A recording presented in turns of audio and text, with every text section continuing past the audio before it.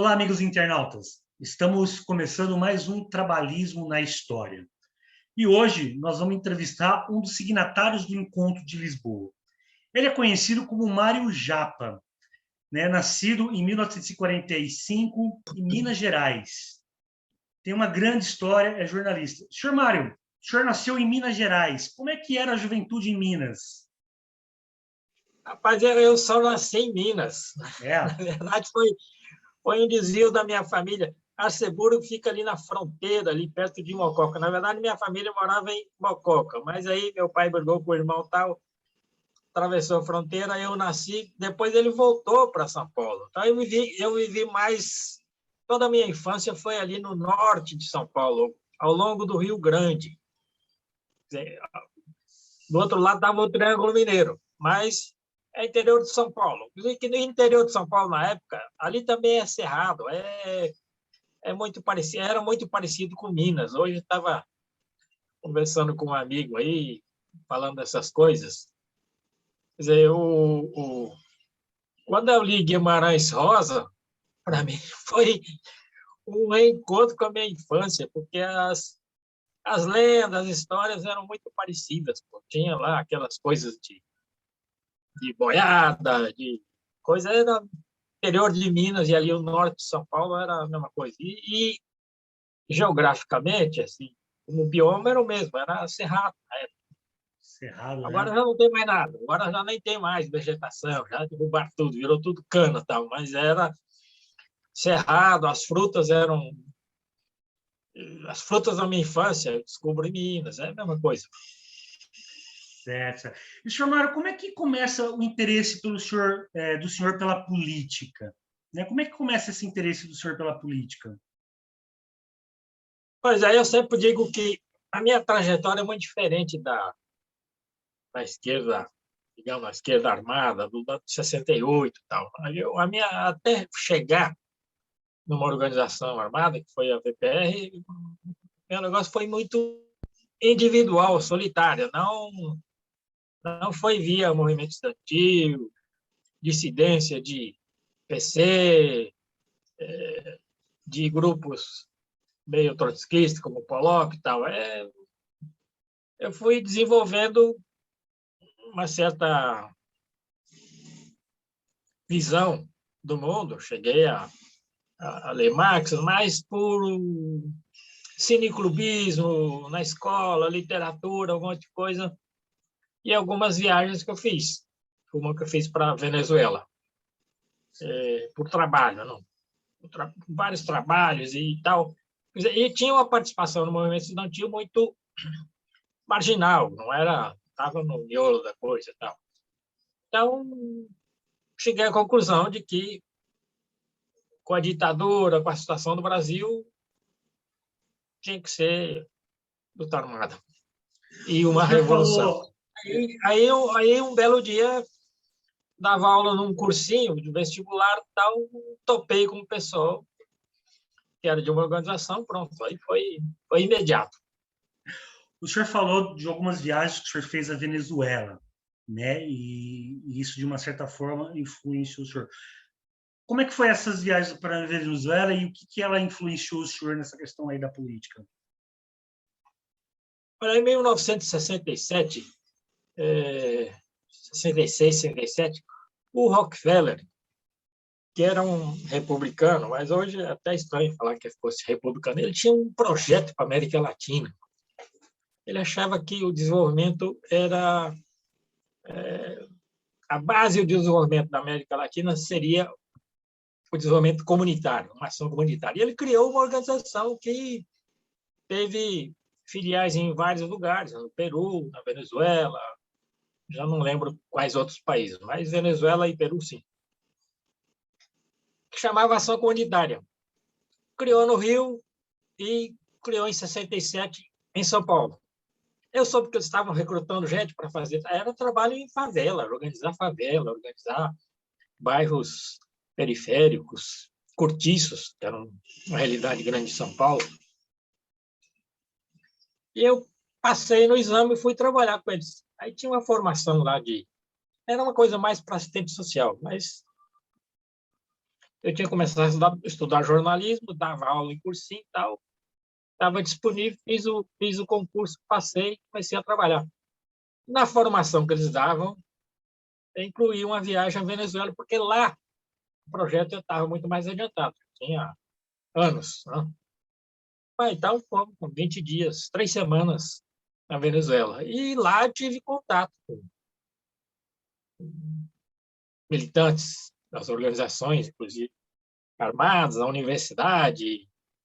Topei lá com dois, me diziam que eram os dois únicos portugueses progressistas de esquerda que havia na Venezuela e tal. Aí conversei muito com eles e estudei aquela, além de fazer o curso, que era o estágio, visitar os bairros lá na Caracas, no interior de Venezuela, ter curso e tal. Fazia os contatos, conversei, trouxe um monte de literatura, nem sei como é que eu não fui preso no aeroporto, porque eu trazia. Havia um monte de livros marxistas, tal, que não eram vendidos aqui, eram proibidos aqui, né? Mas eu vim com um pacote, passei no aeroporto sem. E nem tinha noção de que era perigoso, mas entrei e tal. Isso me ajudou muito, porque mais ou menos eu conhecia aquela realidade e porquê da opção. Por que acontecia? Já tinha a guerrilha há mais tempo, alguns anos já na Venezuela, tal. Toda a discussão que havia lá, conversei, isso eu já vinha caminhando para isso, né? Mas lá foi a última gota, digamos, a decisão. E quando eu voltei, não sabia que do meu lado tinha um militante de organização que, ouvindo minhas conversas, estava pronto, me recrutou e aí entrei.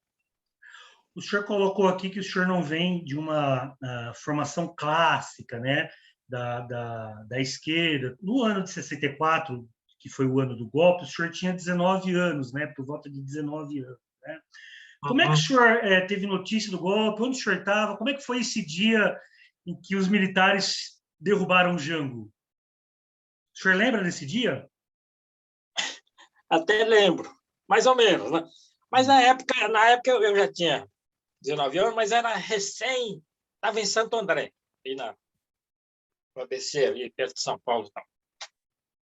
E já estava terceiro ano, não, eu acho que já estava terminando, já tinha terminado o segundo grau de hoje, ensino médio, eu fiz o científico. Então, não, na época não tinha, ainda não tinha, assim, noção das coisas. Tal. A gente tinha saído do interior 4 anos antes. Meu pai tinha... A gente saiu do campo, lá já quase na fronteira com o Mato Grosso do Sul hoje, era só Mato Grosso. E meu pai era arrendatário. Ele arrendava a terra durante 4 anos, desmatava, preparava para coisa, plantava durante 4 anos e o compromisso era, no fim dos 4 anos, deixar plantado lá o pasto, capim-colonhão, que se chamava na época. E avançando para o oeste, até chegar quase na fronteira com o Mato Grosso, aí decidimos, finalmente ele se convenceu a deixar o campo e ir para a cidade. A gente foi para Ribeirão Preto, passamos lá 6 meses, depois fomos para Santo André. E lá na época ele teve muita sorte, o último ano da agricultura, ele teve muita sorte, porque ele plantou muito feijão. E deu uma praga no país de feijão, o feijão ficou caríssimo. Então, o que ele ganhou de feijão aquele ano, o feijão, permitiu poupar alguma coisa, comprar, viver e procurar. E com a poupança ele comprou um negócio lá no bairro periférico lá de Santo André. Eu vivia ali, recém-chegado, não sabia nada do mundo, da cidade, tentando me incluir, me incorporar na vida urbana e tal.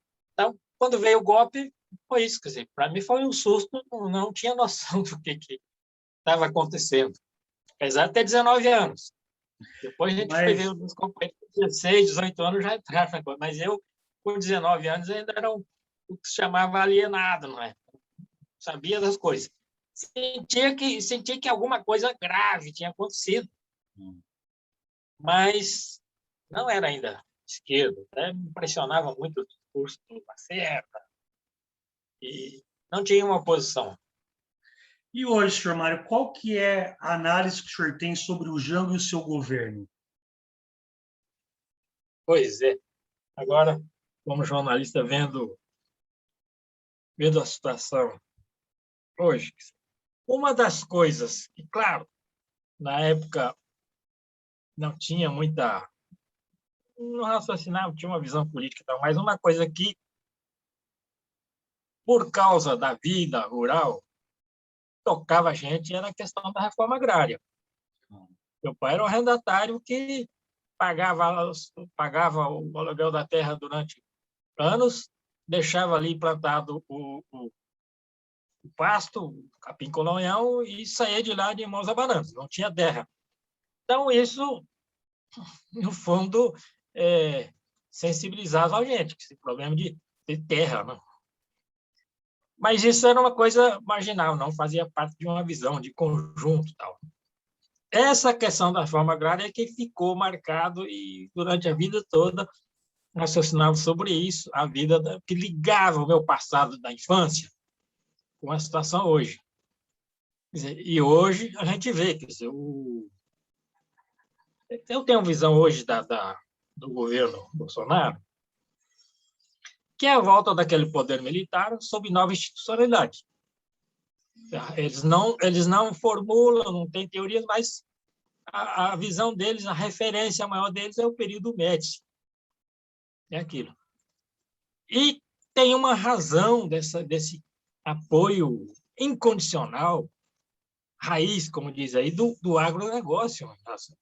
O agronegócio, tal como foi formatado no Brasil, é filho da ditadura. Quer dizer, teria sido completamente mudada a situação se tivesse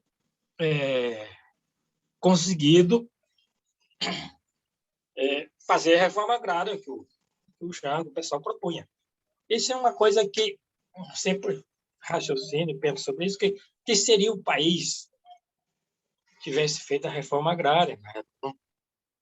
Essa é uma coisa que alterou profundamente a evolução do país, criou um agronegócio que domina praticamente o Congresso, e um negócio curioso que eu vejo é que os pequenos agricultores, hoje chamados agricultores familiares, não têm praticamente representação no Congresso, e eles são maioria no campo.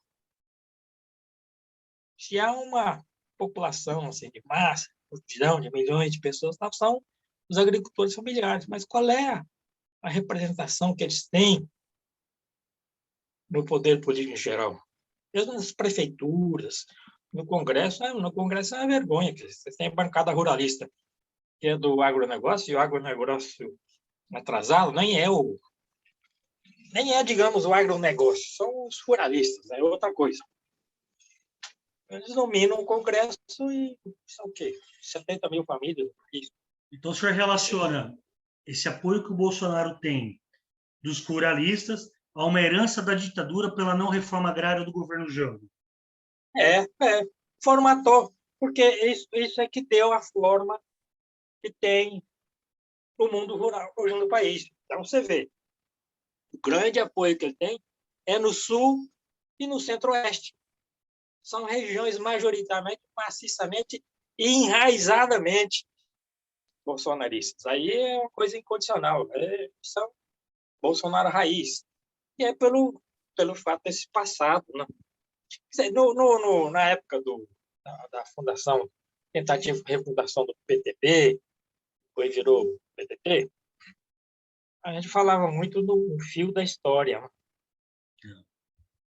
O fio da história para a gente levou o Brizola a voltar e ter aquele fenômeno de 82, se reeleger a partir de quase zero, de coisa, né? Que era o fio da história. Assim, hoje é o fio da história de novo, só que do lado contrário. Né? Deixou marcas, foi silenciado durante todo o período da redemocratização, mas que voltou. Não vejo, não é um carisma do Bolsonaro, nem ele criou, é um componente militar no Brasil que voltou ao poder, que tem popularidade. Não só pelo passado, pelo que criou durante a ditadura, que foi formatar o campo, o meio rural, tal como está hoje, como tem muito prestígio. Pô. Os militares fazem distribuição de água no Nordeste, na Tia Seca, qualquer grande evento, um desastre social que acontece, qualquer coisa, inundação, lá estão eles. Quer dizer, eu costumo dizer, o carisma é militar, não é o Bolsonaro. Agora, senhor Mário, como é que surge a VPR na vida do senhor? Pois é, depois de tudo que eu disse aí, muita leitura, analisar a sociedade, o mundo, através do cinema, toda a reflexão, até individual ou em grupo de amigos que eu fazia, teve viagem para Venezuela, eu decidi, individualmente, que cheguei à conclusão de que não havia outro caminho, né? Com os militares no poder, a ditadura. Aí, quer dizer, depois da minha conclusão, é o que eu digo, no cursinho pré-vestibular que eu dava aula de português, havia lá um companheiro que me ouviu falar algumas coisas e pronto. Veio conversar e me recrutou. Aí entrei para a VPR. Isso no início de janeiro de 68. A minha viagem para Venezuela foi em dezembro de 67. Em janeiro de 68, teve a conversa, entrei para a VPR, pronto. Boa. Agora, é Outra uma vida. decisão assim, é uma decisão importante, porque o senhor estava entrando para outra armada, uma vida de clandestinidade, uma vida de perseguição, né? O senhor tinha noção de tudo isso quando entrou para a VPR ou não? Tinha. Não, era coisa meio de japonês. Entregava para isso e acabou. Nem tinha ilusão de viver até os 76 que eu tenho hoje. Sabia que era questão de vida ou morte para pouco tempo. Não era entregar a vida completamente para coisa. O senhor recebeu treinamento de guerrilha no Brasil ou fora do Brasil? Foi em Cuba. Em Isso já Cuba. tá já tem até livro falando nisso, já se tornou público. É que na época todo mundo tentava, e a gente achava que era uma ilusão da gente, achando que treinar era uma questão, a técnica era muito importante para isso, tal, não. Como eu entrei para a organização, teve a minha vida lá dentro e aí acabei preso em 2 anos depois, fevereiro de 1970. O senhor foi preso por causa de um acidente de automóvel, né? O senhor se machucou, tudo, né? Isso. Foi pegar um material na casa de a gente chamava de aliado, que tinha coisa aí, saí de lá de madrugada, meio, acho que por causa do sono, tal, de madrugada, assim, 4, 5 horas da madrugada, e capotei com o carro ali, em São Paulo, Sacomã, vindo do ABC para São Paulo. Capotei com o carro, tinha munição, arma dentro do carro, tal, documentos, mapas, um monte de coisa. E aí fui preso pela delegacia local. Como tinha armas, eles prenderam e comunicaram para o DOPS. Para o DOPS, porque visivelmente coisa política. E aí caí na mão do Fleury. Até teve um incidente aí que é pouco conhecido na época, mas é importante talvez para ver hoje. Na época tinha surgido já a Operação Bandeirantes, que é uma criação, depois virou oficialmente DOI-CODE, e isso volta de novo à discussão, que foi os militares criando, como é que o Exército, né? Quem encabeçava tudo isso era o Exército. Eles colocavam o pessoal da Força Aérea e Marinha, mas era coisa do Exército. Criaram um corpo paralelo, com licença para matar. Aí é que você vê essa obsessão, essa coisa que tem o bolsonarismo, Bolsonaro, esses militares que rodeiam aí, os generais, com a questão das milícias. O Exército, se você for ver a história do Exército brasileiro, é muito dado a isso, é de criar, pode tentar simplificar, que são os reis da camuflagem, de criar um subterfúgio, algum mecanismo para não assumir responsabilidade. Tá? Criou-se ali um organismo irregular, fora da hierarquia, que envolvia também polícias militares, polícia civil, gente das outras forças, né, da Força Aérea, da Marinha e tal, mas que tinha licença para matar e é um corpo irregular. Eles até punham um major para comandar, capitães para comandar os grupinhos, tá? Mas era fora da hierarquia a coisa. A gente até soube, nunca foi comprovado problemas hierárquicos criados por esse organismo. Era a milícia do Exército. Era aquela velha frase de que o presidente não controla o guarda da esquina, né? Porque o que acontece É, não é. tem lei, né, senhor Mário? Pois é, mas criado por eles para fazer isso, fazer o trabalho sujo. Tá? Certo. Aí talvez até explica essa coisa do Bolsonaro, do Mourão, do Ustra ser o grande herói, que ele foi colocado para fazer o trabalho sujo.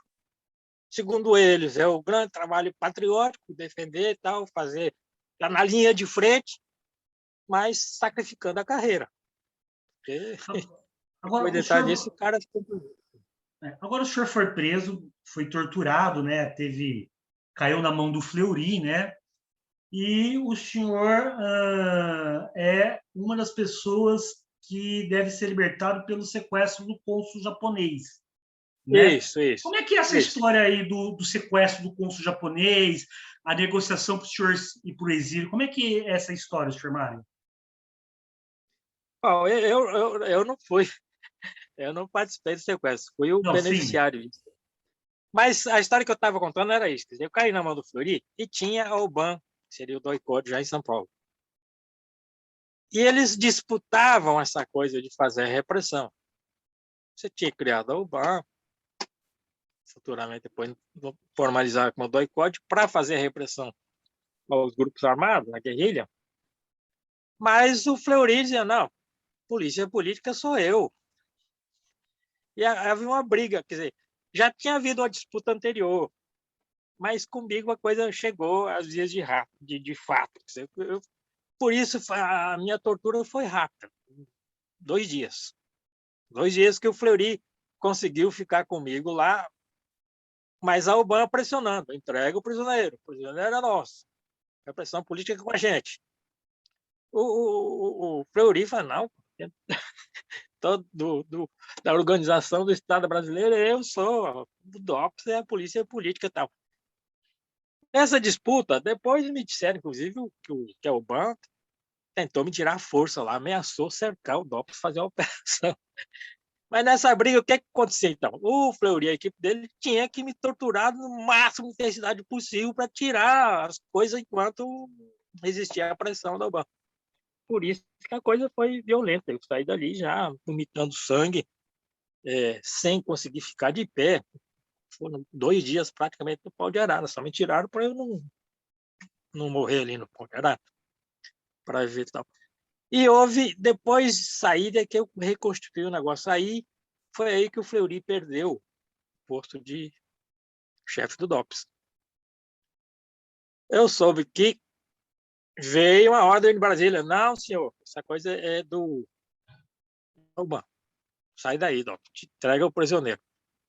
Aí ele acabou até entregar. Mas o secretário de Segurança Pública na época de São Paulo era um general, Viana Mug, que também apoiou. Não, polícia política é um negócio do meu estado aqui, da minha Secretaria de Segurança, do DOPS. E apoiou o Fleury, por isso que ele conseguiu ficar 2 dias comigo lá. Caíram os dois. 2 dias depois, eu já estava saindo 15 dias depois aconteceu o sequestro do cônsul. Isso a gente já tinha na organização, depois a gente já tinha um plano, essa ideia de sempre que caiu um companheiro, sequestrar alguém. Não precisava ser cônsul, qualquer, podia ser um grande empresário, algum secretário, alguém importante, para propor a troca. Nem era para tirar do país, tal. Mas na pressa, na urgência de fazer a coisa, eles a organização queria me tirar porque eu sabia do paradeiro do Lamarca, lá no Vale Ribeira. Eu tinha ido lá ver as condições da área e tal. Eu fui dos que preparei as condições lá. Então, a urgência era isso. O receio era que eu não resistisse à tortura dessa informação, aí ia ser uma catástrofe. Então, foi feito às pressas o sequestro e descobriram que era o cônsul. Aí, pô, vai ser o cônsul japonês. Estava vendo uma feira internacional famosa lá de Osaka, no Japão. Quer dizer, a ditadura é completamente pró-americana, mas tinha os orientalistas aí, tinha um pessoal, que nem o Geisel depois acabou fazendo, né, que era Deixa eu fazer aproximar do aqui Japão e da um. Alemanha. Então, o Japão tinha força. O cônsul, então, valeu, pediram 5. Depois, o pessoal que fez o sequestro, que foi uma coisa meio autônoma do pessoal lá em São Paulo, foi criticar na organização porque podia ter pedido mais. Né? Naquele momento, para a importância do Japão e tal. Mas aí eu saí, meados de março. Só fazer uma pausa aqui, senhor Mário, para falar um pouco do Lamarck. O Lamarck é um ícone, né, da luta armada no Brasil, né? E o senhor era uma das pessoas de confiança do Lamarck, né? Quem que era o homem Lamarck? Quem que era a figura humana Lamarck? O senhor pode dizer dele? Bom, o Lamarck é dessas coisas que acontecia antes de 64, que depois, gradativamente, o exército foi eliminando, era filho de um sapateiro aqui da Tijuca, aqui no Rio, conseguiu entrar para a academia, virou oficial,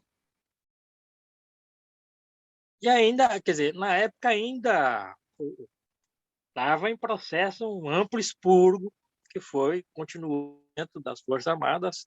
Enquanto as Forças Armadas, no final da ditadura, esse negócio é completamente homogêneo, não tem chance para ter um dissidente ali, né? Mas com o influxo ainda de pré-64, havia ainda essas discussões dentro das Forças Armadas. Ele, não sei como é que foi a formação, ele chegou à conclusão, socialismo, não, mas havia ainda esses grupos, quer dizer, conseguiu subvertir dentro do Exército ainda discussões sobre o pré-64, as reformas, as ideias marxistas. E ele foi dos que sobreviveram até 67, né? Até 68, quando ele saiu em janeiro, dentro do Exército. Tinha lá o seu grupo, né? Que era o sargento Darcy, alguns o cabo, o soldado, tinha lá o grupo tal que discutia, mantinha essas ideias tal e saiu. Ele era dizem que eu sou de confiança, mas eu convivi pouco com ele, né? Foi 2 anos só e a clandestinidade separa muito. Eu já tive em 69, tive uma viagem fora do país, tal, muito tempo. Acho que virei de confiança, dizem, de confiança na marca, depois da prisão por não ter dado a informação sobre o Vale Ribeira. Também não foi difícil esconder, porque o Fleury, o não tinha nenhuma informação sobre onde estava a marca, tinha Vale Ribeira, se eu sabia ou não. Não tinha informação sobre mim. O que impressionou o pessoal Fleury da UBAN era o pouco grau de informação que todo mundo tinha de mim. inclusive por essa trajetória muito individual, quer dizer, quando sequestraram o cônsul, ninguém sabia o meu nome, né, dos que tinham feito sequestro, ninguém sabia sequer o meu nome. Até indicaram um companheiro para mim, fulano indica aí quem é o Mário Japa. Identifica quem é. Não sabiam exatamente quem era. E isso é que impressionou o pessoal. Mas essa coisa da clandestinidade, da compartimentação funciona. Funcionou mais ou menos por causa dessa história. Eu não entrei com um grupo prévio que discutia coisa, uma dissidência de partido, da POLOP, da coisa para a organização. Foi uma entrada minha individual. Nesse sentido, funcionou. Então, convivi com Lamarca e até teve vários lugares em que teve Lamarca que eu alugava porque eu consegui manter meu nome legal ainda. Não estava na lista dos procurados pelo DOPS ou BAN. Né? Então, eu alugava a casa onde ficava Lamarca, tal, e aí a gente convivia um pouco. Era alguém de extração classe média, mas mais para pobre, tinha uma sensibilidade social muito grande, né? Talvez por causa dessa coisa da vida, mas era um militar, formação militar. Eu aprendi muito pouco como é que é a psicologia, como é que são as reações, a forma de pensar dos militares, convivendo com ele com muitos sargentos expurgados do Exército pelo processo de 64. Né? Que a organização VPR tinha muitos sargentos, marinheiros e tal. E os militares que até convinha, talvez, até resgatar isso para rediscutir a questão dos militares no país. Né? Esse pessoal se sublevou, saiu porque eram muito humilhados dentro das Forças Armadas. Né? Era uma humilhação, era uma vida terrível. Eles queriam se libertar dessas coisas. E o Lamarca era alguém que pensava, tentava pensar o país, o oficial, né? Mas não deixava de ter suas... quer dizer, a marca militar era muito profunda. Era um cara de formação militar, um grande militar, levava a sério aquilo, mas os ideias levaram a isso, quer dizer, achar que era preciso uma revolução. Estava muito incomodado com a desigualdade, com essa situação do país e a responsabilidade que ele sentiu dos militares em relação a isso. Eram os militares cavando um fosso no país, de, de exacerbar a desigualdade, a divisão do país também. Entendi. Nessa medida. A gente, hoje, quando se fala em polarização, gente que viveu nessa época até acha meio risível. Polarização havia naquela época, era uma questão de vida ou morte.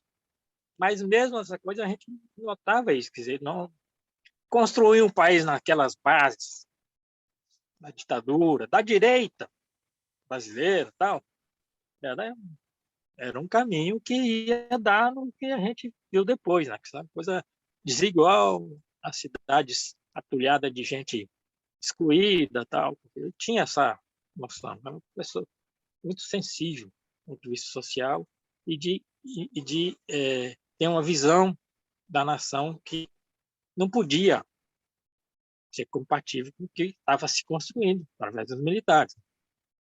Certo. Agora, o senhor é trocado pelo cônsul japonês e vai para o exílio, né? E É isso. o primeiro local que o senhor vai é para o México. É isso. Fiquei Como é lá. que é chegar no exílio, senhor Mário? Sair da cadeia, ir direto para o avião, chegar num país que não é o seu? Como é que é? Como é que é isso? Rapaz, sair da cadeia para qualquer lugar, sair da cadeia naquelas condições era uma maravilha, porque qualquer lugar que fosse, interior, Cafundó, em qualquer lugar do inóspito aí, qualquer país tal aí, e chegar no México era uma. Até no início eu fiquei meio impressionado com aquilo, até meio enganado, porque ser recebido do México como não tem povo mais, não tinha, né? Agora não sei, mas não tinha povo mais anti-imperialista no discurso do que o mexicano. Então a gente foi recebido lá como heróis das coisas do anti-imperialismo e tal, você é até enganado por aquele discurso. Na época 70 era praticamente uma ditadura do PRI ali. Não... Mas o discurso anti-imperialista mexicano era impressionante. Então você chega lá, você se sente em casa. Bem tratado, dá tudo. E na minha chegada até teve uma coisa muito simbólica. Eu cheguei, a gente viajou algemado, um avião cercado de dois, foi do lado, eu quase ainda, assim, quase incapaz ainda de caminhar novamente, tal. Quando eu cheguei depois de 20 horas dentro do avião lá, preso ali na poltrona, eu já tinha perdido condições de caminhar, tive que ser amparado para sair, descer do avião, sair.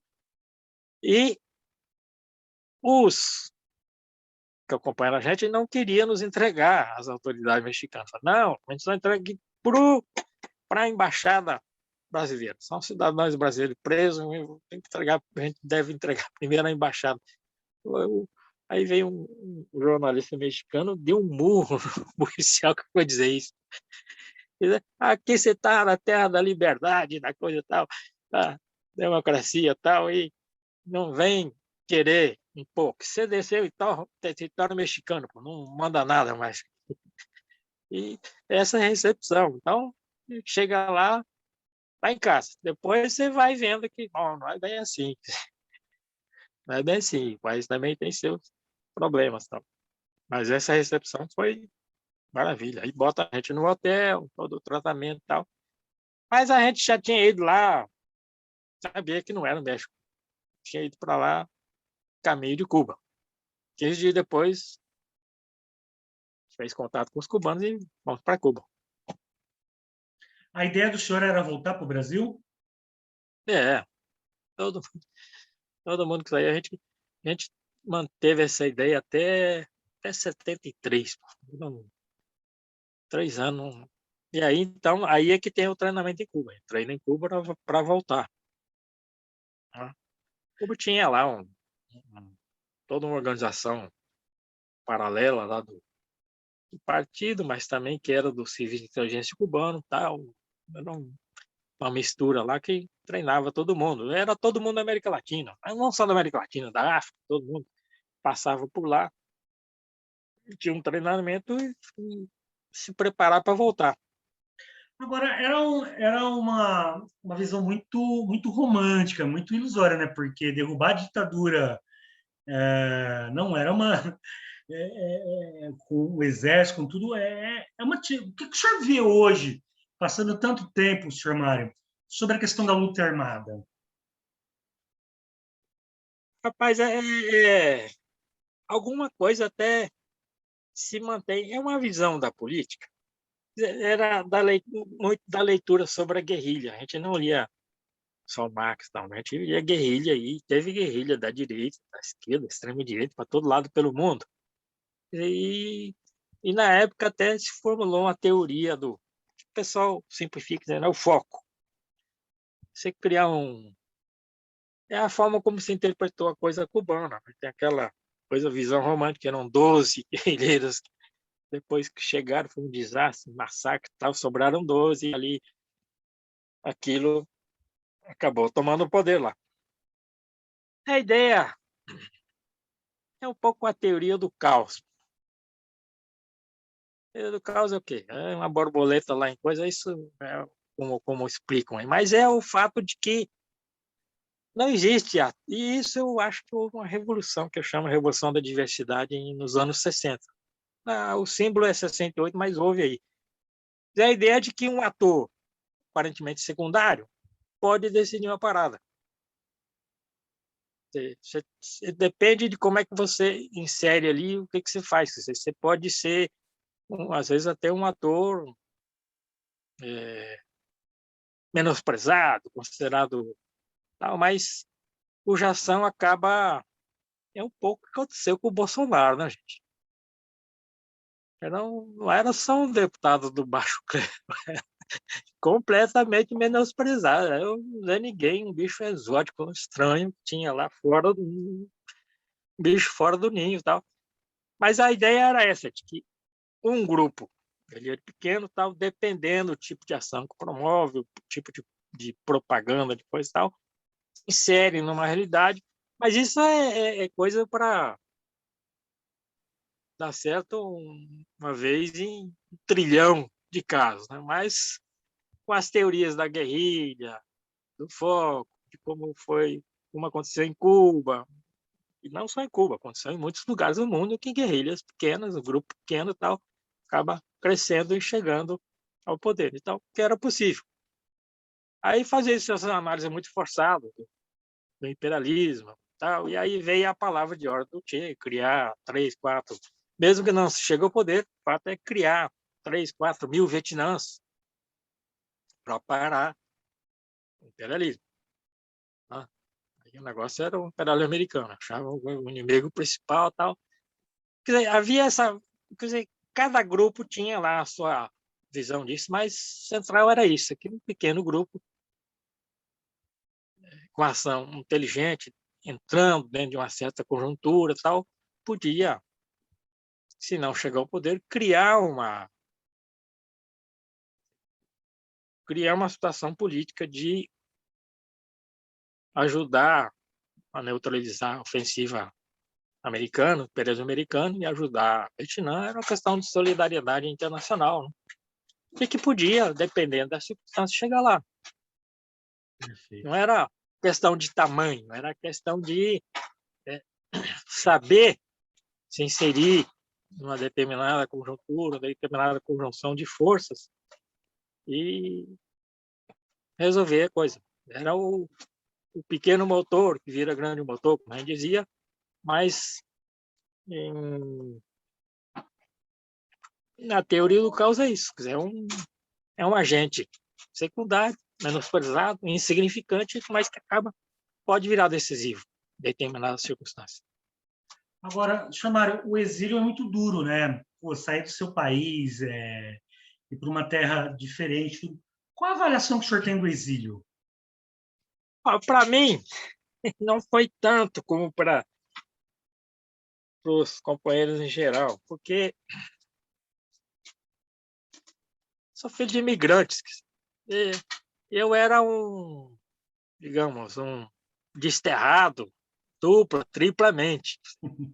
Antes de ser imigrante, tem muita gente que ainda reconhece na minha fala, um certo sotaquezinho. É que a minha língua materna foi o japonês. Depois eu esqueci e tal. Também não é que eu esqueci, eu aprendi o quê? 50, 100 palavras. Só para comunicar com meu pai, minha mãe, não morrer de fome. Estou com fome, quero comida, alguma coisa, as primeiras necessidades. Mas o fato de ser japonês, ter na infância, vivido lá, não sei, só da família, lá no interior, isolado, cultura japonesa. Depois, vim lá das profundezas do campo para a grande cidade, né? Grande metrópole, região metropolitana de São Paulo, já era meio desterrado. Então, para mim, eu acho que o exílio não foi assim. Não sou um bom exemplo do que o exílio pode criar para mim. Mudar completamente de cultura, de situação, de coisa, não era difícil, não era uma coisa que causava Então, sofrimento. essa tradição do imigrante lhe ajudou muito. Ajudou nesse sentido, né? E para mim, tá no Brasil, tá no México, em Cuba, em qualquer lugar, era o normal, digamos. Então, se adaptar às condições locais já tinha um exercício desde a infância. Agora, senhor Mário, como é que começa a surgir a discussão do encontro de Lisboa em 79? Como é que... Conte essa história para mim. Bom, lá em Portugal, os exilados que foram para a Europa, para todo lado, tal, depois do 25 de abril, virou a Meca, que todo mundo exilado queria viver em Portugal, em e aquilo foi um movimento muito alegre, era muito atrativo aquela coisa em Portugal, depois de 5 décadas de ditadura, aquela coisa pesada, o salazarismo, aquela liberdade, aquela alegria, que era um negócio fascinante. Então, todo mundo, muita gente foi para lá. E lá, Lisboa é uma cidade até pequena para a gente em relação ao Rio, São Paulo e tal. A gente se encontrava muito e discutia, quer dizer, já tinha um grupo no mapa. E parte dos exilados que estavam na Europa, brasileiros, foram mais para Moçambique e alguns para Angola. Eu, minha mulher e minha família, a gente foi para Angola. A gente era pouco, já uns 6, 7 famílias e mais alguns isolados. Tá? Uma vez eu contei, tinha 16 adultos, uma coisa assim. Mas a gente viu que a gente foi para a África e que ele é um processo complicado. A gente não... Outra ilusão que teve era de achar que podia ajudar.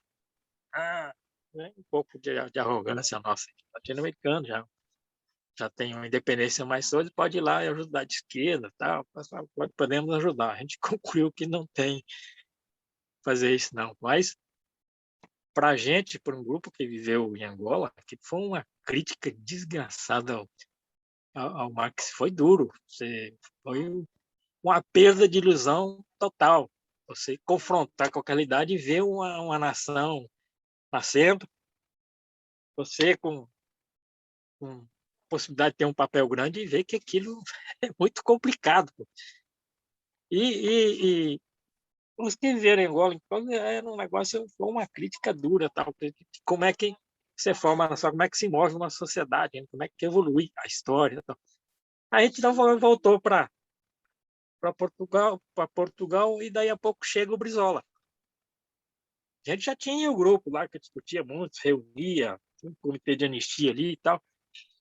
Era um pessoal que vivia em Lisboa, era muito gregário, muito, se reunia muito, convivia muito, discutia questões. Tal. Aí chega o Brizola. E com o Brizola houve os papos, muitos papos. A gente, que na verdade a formação da esquerda armada, exilada no país, era muito crítico. Na época a gente fazia, muitos se formaram politicamente numa crítica ao populismo. O populismo na época para a gente era o trabalhismo. Não? Quer dizer, na esquerda, pós-64, como no Brasil, houve uma crítica muito dura ao populismo, essas coisas. Mas a Brizola chega lá, né, pega esse pessoal e, claro, todo mundo acolhe ali, conversa, e o Brizola foi convencendo todo mundo. E se formou ali, então, o grupo, não, vamos recriar o PTB. Aí vem a questão do fio da história, você retomar. Houve um livro, eu já não sei de quem, coisa tá mais importante, mostrando que, não, o trabalhismo, principalmente o trabalhando do Sul, sob liderança do Brizola, não é esse populismo que o pessoal criticava, tal. Havia toda uma base social orgânica foi criada ali e o Brizola foi contando e do pessoal daquele jeito dele como é que tá a coisa. Eu era dos mais reticentes que aderia ao projeto de recriar o PTB e tal. Mas ele convenceu todo mundo. E com ele ali, então, criou-se aquele, contatos com exilados em várias partes do mundo, como o Betinho, lá no Canadá. Na época ele já estava no México. Foi possível juntar em Lisboa exilados de toda a parte do mundo que já tinham, principalmente da Europa, que já tinham a experiência de vida e tinha vivido a social-democracia europeia. A social-democracia europeia foi uma descoberta para muita gente, como uma sociedade o mais próximo do que todo mundo passou a calentar, que era o socialismo e liberdade. Tá? Então, todas essas forças, correntes, essas ideias se juntaram em Lisboa. Por isso que criou aquele. E era gente de várias partes do mundo que, mais ou menos, a trajetória político-ideológica tinha muitos pontos coincidentes nesse sentido. E aí descobriu no trabalhismo, principalmente do Brizola, muita gente ainda continuou crítico do Jango também, o Brizola era diferente. Então, aí convergiu para isso. Daí saiu a Carta de Lisboa, que para muita gente ainda é a grande obra-prima que sintetizou toda a evolução política, ideológica, teórica que o pessoal teve. Esse conjunto, esses lados, que é representativo da esquerda brasileira, confluiu, chegou aí. Agora, a participação pessoal do senhor no encontro de Lisboa, porque se dividiram grupos, né, de discussões, tudo, né? Como é que foi a participação pessoal do senhor no encontro? Não, eu era aí eu já era aí. Eu estudei jornalismo, nem terminei o curso em São Paulo nos anos 60, 19, 20 anos, mas tinha virado jornalista em parte já em Angola. Em Angola eu virei radialista, escrevia lá um programa de rádio, mas trabalhava muito com uma resenha da imprensa no mundo todo. Aí virei jornalista, e quando eu voltei a Portugal, já estava jornalista, trabalhava numa agência. O meu papel foi mais isso, quer dizer, tentar é, dar em forma de notícia o que a gente estava discutindo, qual era a consequência daquilo. Cara, foi mais isso, não tive nenhum papel preponderante. Por isso que eu estava dizendo, tentar resgatar o Pedro Celso. Um dos cérebros da coisa toda lá foi o Pedro Celso. Ele teve um papel fundamental ali, de tentar. Que ele vinha de outra trajetória. Tinha estado nos Estados Unidos, tinha feito o livro de Memórias do Exílio, né, tinha coordenado aquilo, e era o nosso grande historiador, tinha certa formação para isso, tinha vivido bastante uma história nova, todo aquele processo para 64, né? Então foi importante. Mas teve o Betinho também, que trouxe da América Latina, lá do México, Canadá, do grupo que tinha lá, suas ideias. Teve algumas pessoas que tiveram um papel importante. E o pessoal que foi do Brasil para lá, né? Que acompanhou, teve aqui no MDB, na resistência política eleitoral, foi para lá. Quer dizer, essa junção é que criou quase com um efeito mágico ali, nesse encontro de Lisboa. Agora, Mas eu não tive esse papel. o encontro é em Meu papel não foi 79. importante. E logo depois vem a anistia, né? Como é que o senhor volta para o Brasil, senhor Mário? Como é que foi reencontrar o Brasil? Bom, aí foi só festa, né? Quer dizer, a gente já tinha informações da família, mais família da minha mulher e tal, que realmente vinha, um ano antes a gente sabia que a anistia viria. Eu, em 78, antes do encontro de Lisboa, eu tenho uma doença crônica que é um osteomielite no fêmur e tal. Tive uma crise lá e a Maria do Carmo imaginou de... O Darcy já tinha voltado, o negócio do pulmão, para operar aqui e tal. Foi lá na embaixada, é, só para testar, ver como é que estava a situação, fazer esse pedido. Se eu não podia retornar ao Brasil, tratar da osteomielite. É evidente que não tinha condições e tal, mas lá conversou com um cara que era um diplomata, mas evidentemente era dos militares e tal. Ele disse, olha, o Figueiredo vai dar essa anistia, vocês vão voltar tal. Eu garanto isso. Ele falava do submundo, dos tais porões. Era um cara dos porões. Vai ter isso porque contou a história do Figueiredo, teve o pai exilado, né? O pai general exilado na Argentina e tal.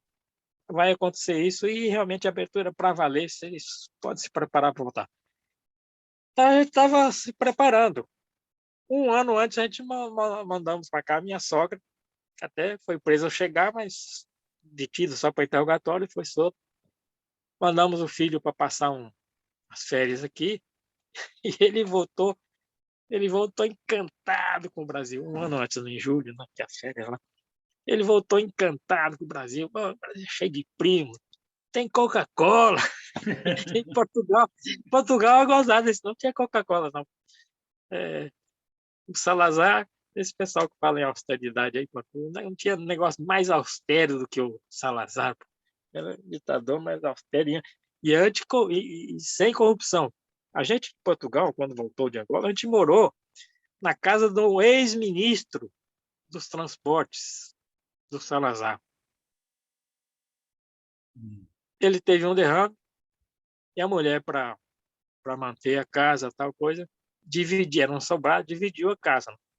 Alugou a parte de cima e vivia na parte de baixo.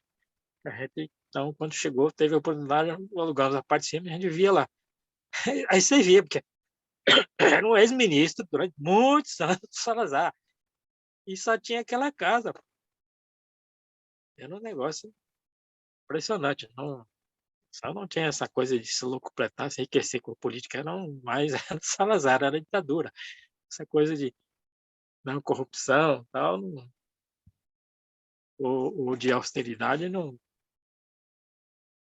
é o fundamental na política, não. E, senhor Mário, hoje passado tanto tempo, qual que é a visão que o senhor tem do Brizola?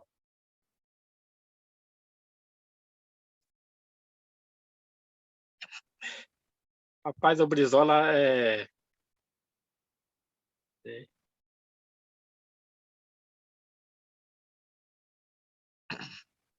ele tem história, ele foi formado no trabalhismo lá no Sul, né? Que tem toda essa trajetória, foi fundamental naquela resistência 61 e tal. Era o grande nome do país, né? Do trabalhismo.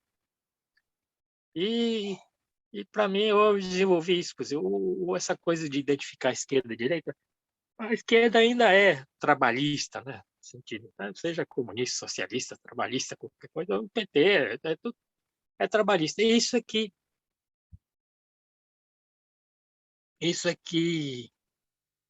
é o eixo de muitas correntes. De, você tem muita gente de esquerda hoje ainda tentando ser esquerda sem ser trabalhista. É muito difícil ainda hoje. Eu acho que no futuro já está mudando. Né? Mas o Brizola era o grande herdeiro toda essa corrente, né? Getúlio, Jango, que se desenvolveu a coisa mais tinha nascido uma outra vertente na época do exílio, né? E o Brizola, para mim, era um gênio político, né? O cara tinha aquele jeitão dele, esse tinha um carisma danado. Esse era, um, era alguém que conseguia falando, deixando falar tal, tinha uma capacidade de convencimento, persuasão, de arrastar coisa, era um líder para valer. E foi herdeiro disso, só que a ditadura, no caso, matou o tal fio da história aí, toda essa corrente do trabalhismo. Não foi um negócio direto, não. A ação direta da ditadura foi roubar, tirar o PTB, né? Tirar a sigla PTB do Brizola, do brizolismo, do trabalhismo e tal. Mas aproveitando que tinha nascido a mesma corrente, mas com outras ideias, outra coisa que era do PT, do Lula. Né? E a ditadura até os militares, não digo que ele intencionalmente não, mas se criou essa situação de dividir o trabalhismo, né? Criar duas lideranças. Sorte, o azar que a gente teve de criar duas lideranças e com isso a gente nem pode dizer que foi um fim prematuro do Brizola. Né? Possivelmente ele não fosse tirar a sigla foi um golpe, não foi um golpe mortal, mas tirou a força, você tirou esse efeito de arraste, assim, Isso o eu impediu tô de mais chegar à presidência da República? Pois é, mas eu fico imaginando, de vez em quando, se ele tivesse chegado à presidência naquela época, teria sido um desastre, né? Por quê? Também o Lula. Porque em 90, você imagina que havia um turbilhão de coisas ali, não estava claro. Essa coisa do PT, do Lula, você precisou ainda mais 12 anos, 12, 13 anos para amadurecer a coisa e tal, né? Não havia ainda a possibilidade do trabalhismo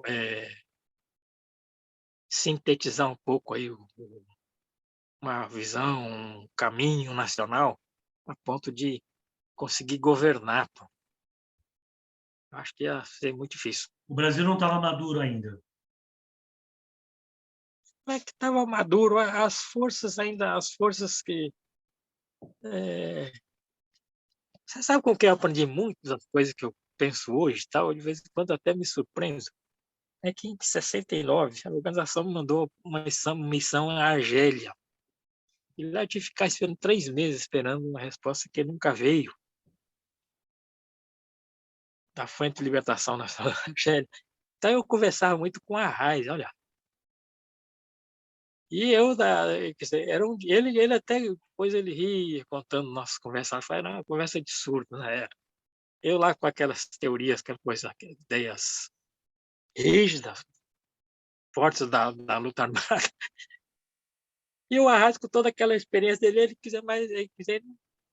a gente na verdade, não dialogava, mas eu ficava, mas depois que notei que alguma coisa, aquelas coisas que ele dizia, ficou.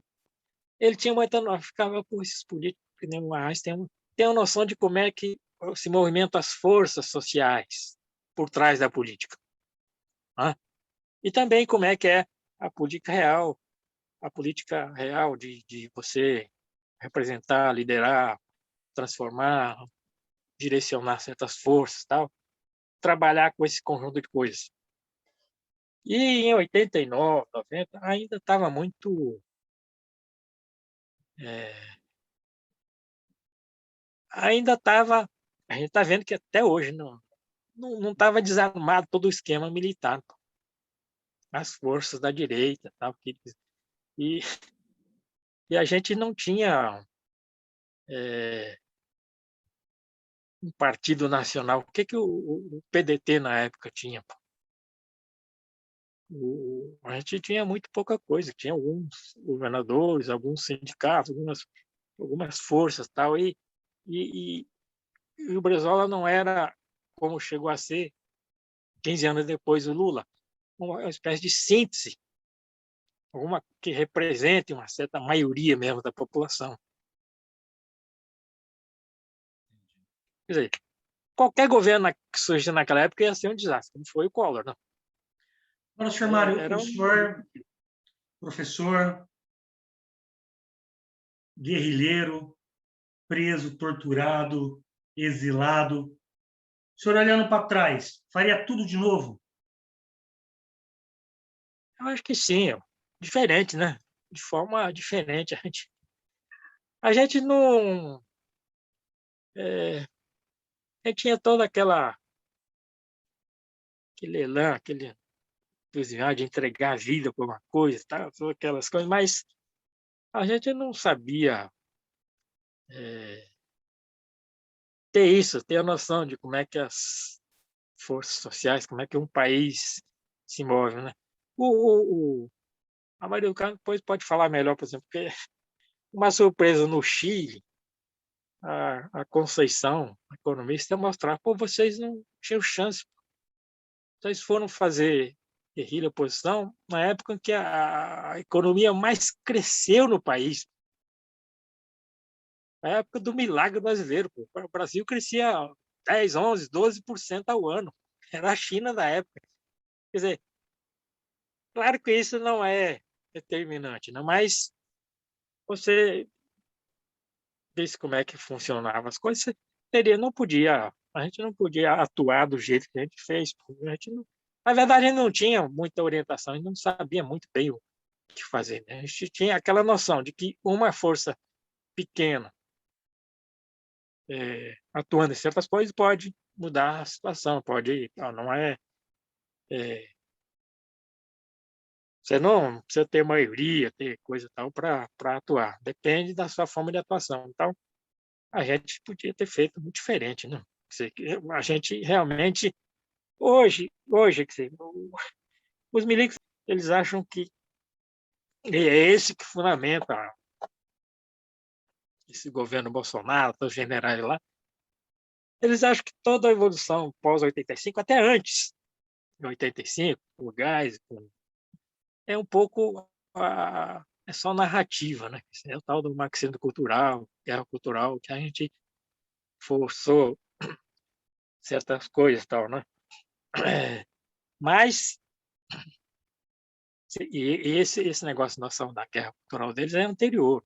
Na época, os militares falavam em guerra psicológica diversa. Eles achavam que já, além de criar o tal do inimigo interno, eles achavam que realmente havia uma guerra psicológica que era uma arma perigosa para eles. O que eu queria dizer é que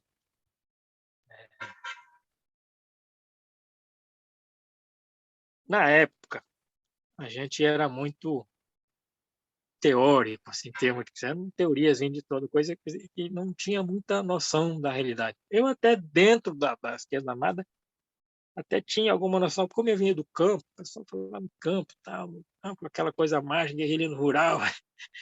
Eu vinha do campo, já falei, pô, mas esse negócio não é assim.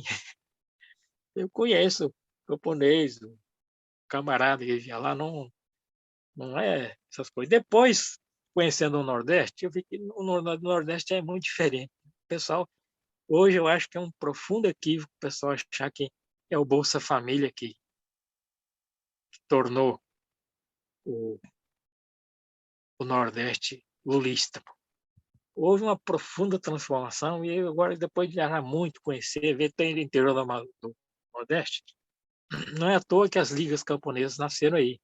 Se há um lugar onde tem pequena agricultura, agricultura familiar, com massa crítica capaz, em que tenha importância no desenvolvimento da sociedade como um todo, é o Nordeste. E foi aí que inseriu o governo do PT, do Lula e tal, e que transformou o Nordeste. Uma profunda transformação no Nordeste que as pessoas, o Brasil não se deu conta ainda. E não é o Bolsa Família. O Bolsa Família é um negócio que até agrega alguma coisa, é um negócio monetário, mas essas políticas agrícolas, PRONAF, Programa de Aquisição de Alimentos, para para a agricultura familiar, questão da cisterna que levou água, então, houve uma transformação ali nesse século. E, como eu vinha do interior de São Paulo, não tinha muito essa noção, né? Mas, para mim, aquele papo de guerrilha rural era meio onde que esse pessoal está pensando chegar. Mas, realmente, havia no Brasil algumas realidades. Então, mas a gente da esquerda não tinha muita noção disso. A gente era todo estudante, jovem, urbano, não tinha muita noção de como é que Agora, senhor Mário, as forças sociais haviam no Brasil. tem muito. As novas gerações não conhecem essa história, né? Não viveram, não tiveram oportunidade de viver essa história. O senhor poderia me deixar uma mensagem a essas novas gerações, de uma frase, uma mensagem para as novas gerações que ainda acreditam num país melhor, que lutam por um país melhor? Qual é a mensagem que o senhor deixaria para as novas gerações? Rapaz, eu hoje acho que as forças sociais que podem criar um Brasil melhor, mais igualitário, mais justo, menos e dar um rumo para esse país, são as grandes aglomerações urbanas. A questão urbana, as periferias, tal, é daí que pode, inclusive, nascer forças progressistas que desenvolvam até uma forma de atuação, teorias novas, tal. É a cidade. Esse conceito de direito à cidade, não ele em si, mas a evolução, transformação disso é que pode, eu acho, gerar uma nova força transformadora um sentido progressista, portanto, de esquerda no país. As cidades, as periferias urbanas, é uma luta, digamos, mais territorial, onde você tem lá no bairro, na cidade, toda a diversidade da sociedade, a complexidade da cidade, e dali é que pode sair alguma coisa nova. Quer dizer, até hoje a gente é muito, a esquerda, o progresso é muito baseado no trabalhismo, na força do trabalho. E o mundo do trabalho, o capitalismo não conseguiu esfrangalhar, quer dizer, não é que ela não existe, tem o trabalho e tal, mas ela tem muita pouca condição hoje de se organizar, de inspirar soluções, de criar formas de atuação, tanto no campo ideológico, teórico, conhecimento e tal, e dar uma nova direção no país. Não é, a gente vê toda essa precarização no trabalho, não é porque por vontade própria da direita, do capital, tal, é que a realidade no mundo hoje, quer dizer, a reorganização do trabalho, as tecnologias, as coisas, realmente debilitaram demais o mundo do trabalho. Então é difícil que uma força baseada no trabalhismo consiga hoje propor alguma coisa num mundo novo, mais igualitário, e soluções para esse mundo. Onde você tem uma massa crítica que pode desenvolver solidariedade, soluções coletivas, tal. De outra forma, é nesse mundo urbano, nessas grandes aglomerações, periferia. É isso que eu acho. Tá certo. Mário, eu gostaria muito de agradecer a entrevista que o senhor deu para o Trabalhismo na História, né? E gostaria que o senhor fechasse numa frase. Quem que é o Mário Japa?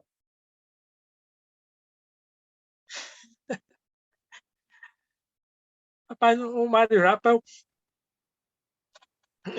como você viu aí, até desculpa por essa coisa, é um negócio muito dispersivo, tá? Vai para lá, volta para cá, então tem um certo eixo da coisa, mas é um pouco o Mário Japa é um cara sem identidade que tenta entender esse mundo. O meu trabalho do jornalismo que eu faço é numa agência pequena, pouco conhecida, chama Enterprise, é isso, a gente tenta fazer um jornalismo explicativo, ver os processos. E no caso, eu me dei bem nisso, acho que exatamente por isso. Eu não tenho uma identidade, quer dizer, uma raiz, um negócio profundo, quer dizer, que me limita por um lado, mas por outro me dá certas asas aí para tentar O senhor é um ver, cidadão do mundo. é, sem sem uma raiz limitante, uma prisão, uma forma de ser alguém que mais ou menos paira sobre essas coisas todas, né? Tá certo. Bom, senhor Mário, muito obrigado e vamos até o próximo programa Trabalhismo na História.